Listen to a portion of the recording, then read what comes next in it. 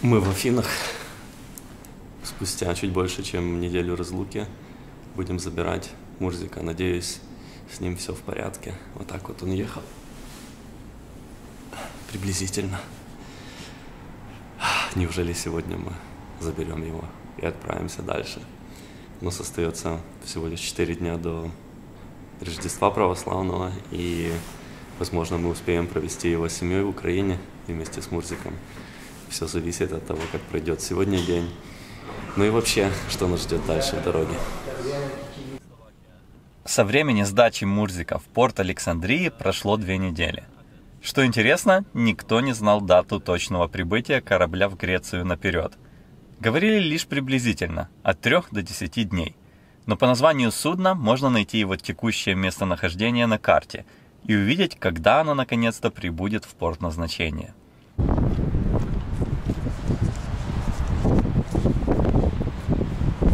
Вот он, Мурзик. Вроде бы все цело выглядит. Приблизительно. Выглядит, как будто бы назад никто не пробрался. Не могу поверить своим глазам. Мурзик родной. Ну что, поедем теперь в офис растамаживать. Отбить машину у таможни заняло какое-то время. Но, конечно, это не Египет. Уже процесс идет часа 2, но идет к завершению. Ходим по всяким структурам таможенным в Греции. Скоро Мурзика должны дать нам в руки. Итак, мы сидим снова в Мурзике. Как-то странно сидеть в Мурзике в куртках, когда холодно. Вот так вот, с вещами, потому что пока мы еще даже не освоились заново. Ну что, начинаем путь домой. Финальный кусок нашей дороги. Пиреус, Хмельницкий.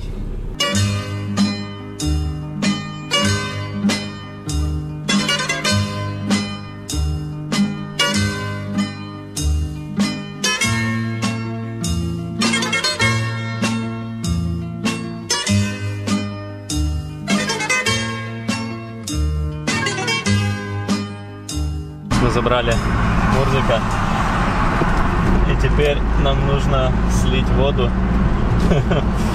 Устойчивое выражение уже, как в Нигерии прямо.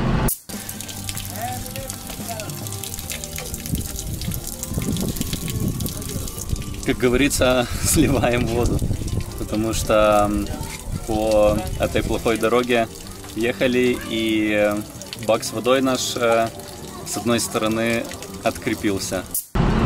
Нужно слить воду, и еще пару маленьких дел нужно для этого яма. И вот ищем по Афинам, может быть где-то на заправке найдем или еще где-то. Надеюсь, это у нас получится быстренько, и тогда нас ждет гонка 24 часа Лимана. Только здесь 24 часа, не знаю даже чего, Балкана или Афин, или просто 24 часа до Хмельницкого. Мы сделали все, что планировали, причем очень быстро. Нам помогли в греческом сервисе, где ремонтируют фуры, потому что в остальных местах не могли поднять. Но тут парень предложил, я сейчас залезу под низ и все сделаю. И так мы буквально за 20 минут и уже заканчиваем. Есть добрые люди на свете. Слили воду, долили чуть-чуть масла, поменяли фильтр, все сделали. И когда я спросил, что я тебе должен, он подумал и сказал: 5 евро. Я ему давал больше, и он очень сильно отказывался, но в итоге я согласился взять, но только 10. Вот так вот бывает в Греции. Зима в Европе несет нам невиданные доселе вызовы. Например, залитые 240 литров дизеля в Египте. Они же не зимние, правда? И хорошо, что мы об этом подумали еще, когда на улице 1-2 градуса, они уже -1, -2. Купил на заправке специальную жидкость, чтобы долить в дизель. Надеюсь, поможет. И дизель не замерзнет. Скоро узнаем, помогло ли.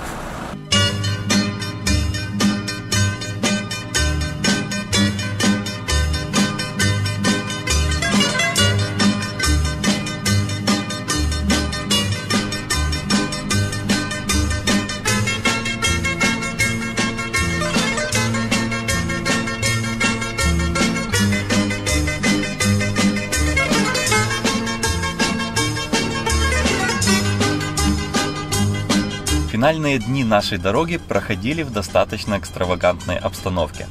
Попасть с Сахары в снега – это странный опыт. Настроение у нас было какое-то праздничное. Попав в Румынию, стало понятно, что от Хмельницкого нас теперь отделяет всего 1 день пути. И вот, утром, хорошенько выспавшись, мы радостно настроились на последний рывок из пригорода Бухареста. Но не тут-то было.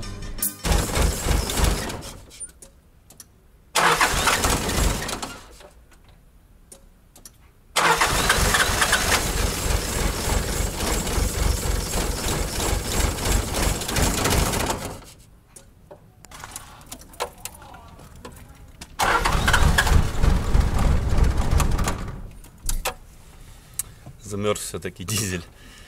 Надеюсь, мы раскочегарим сегодня. Мурзика, не придется нам оставаться в Румынии.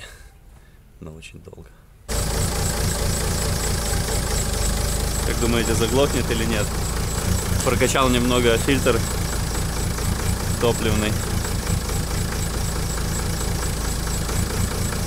Задача прогреть мотор, и дальше все будет окей. В Египте мы заправились дизелем всего за 30 центов за литр. Очевидно, что морозов там не бывает, и топливо оказалось не готово даже к минус 2 градусам, несмотря на специально залитую присадку. Прокачка фильтра тоже не помогла, но везде есть добрые люди.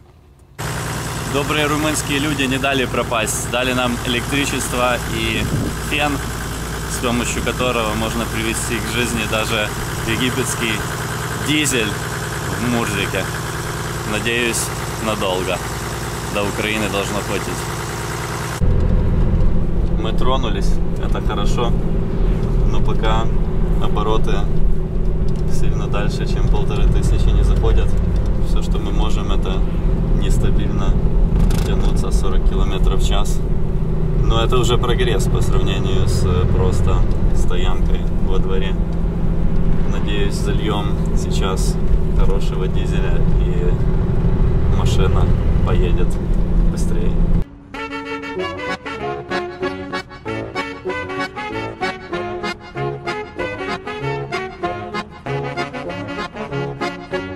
Румынский супердизель сотворил чудо. И уже под покровом темноты мы таки добрались к финальной и в то же время первой стране нашей поездки, к родной Украине. Вот он, исторический момент. Мы у ворот в Украину. Въезжаем в родную страну после того, как мы пересекли 43 других. И Африка позади. Румынская таможня все-таки проштамповала мне корнет после некоторых переговоров. Но по сравнению с Африкой эти переговоры уже нам не страшны. Теперь посмотрим, как встретит нас родная страна.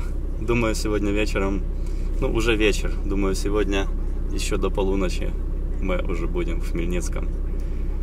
Волнующий момент.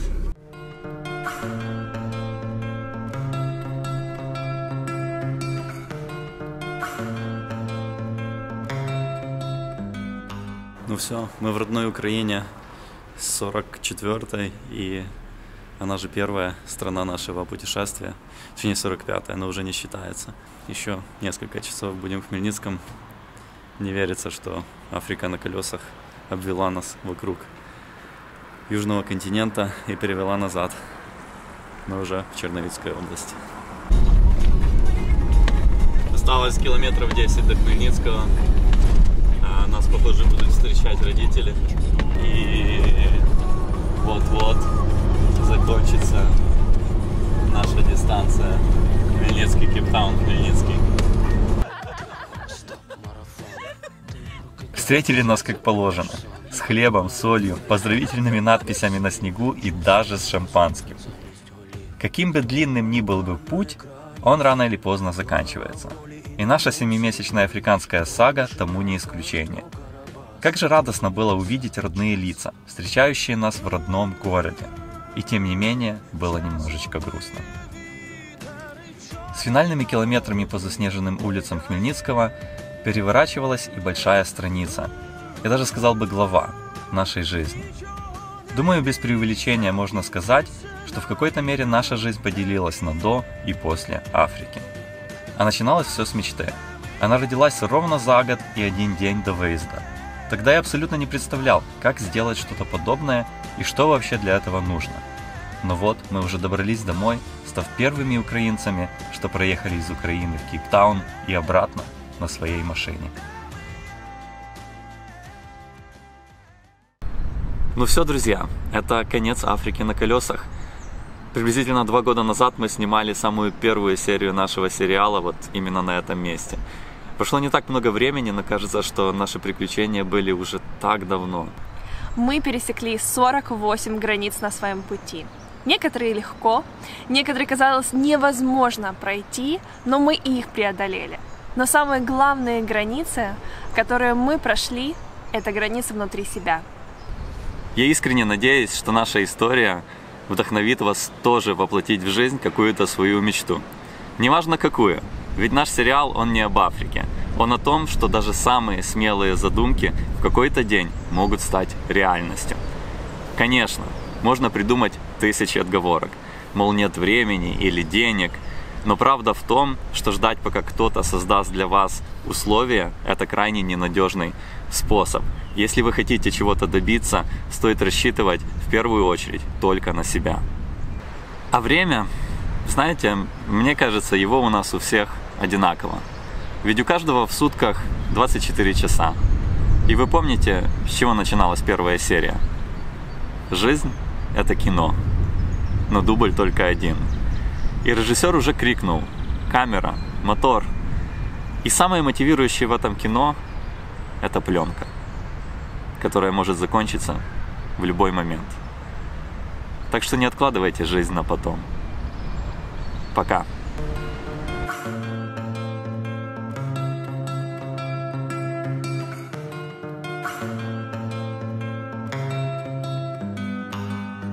Тихо, тихо, стоп, марафон. Ти прокидаєшся, це був лиш сон. Немає фейків, лукавих слів, чистий розум замість голів. Хто малював на екрані фільм, хто давав ролі і наносив грим, хто лише лялька, хто Карабас, зрозуміти саме час.